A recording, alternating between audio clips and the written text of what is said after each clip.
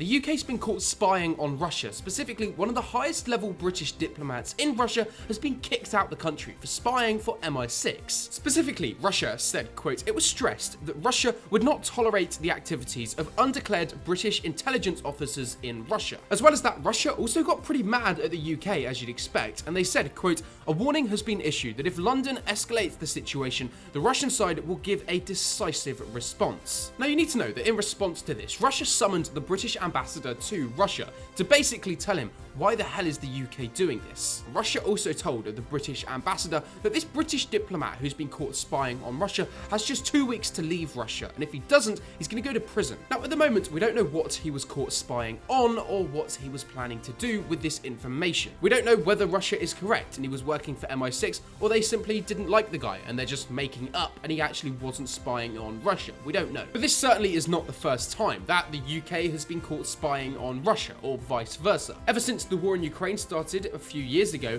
both sides have been spying on each other like we've just never seen it before. But the UK does have information on one thing, and that's that the US is going to bomb Iran soon, possibly in a few days. In fact, because of this, the UK has announced they're closing their embassy in the capital of Iran, Tehran. Specifically, the UK said, quote, "We have temporarily closed the British embassy in Tehran, and this will now operate remotely." But the reason this is such a big deal is that the UK very rarely ever closes their embassy in Iran. The only time they do it is when an attack is coming, like what happened back in June when the US bombed Iran's nuclear facilities. And the fact that the UK said it's temporarily closed does suggest that they know something. They know that in the coming days something big might happen, like a US attack on Iran. Now the official reason the UK gave as to why they've closed this embassy temporarily is in response to the massive riots and protests that are currently taking place all across Iran against the Iranian government. But as well as that, you can't forget that the US is making more threats towards Iran right now than we've ever seen before. Come back tomorrow for the next daily news recap, and I'll cover all the news in the last 24 hours.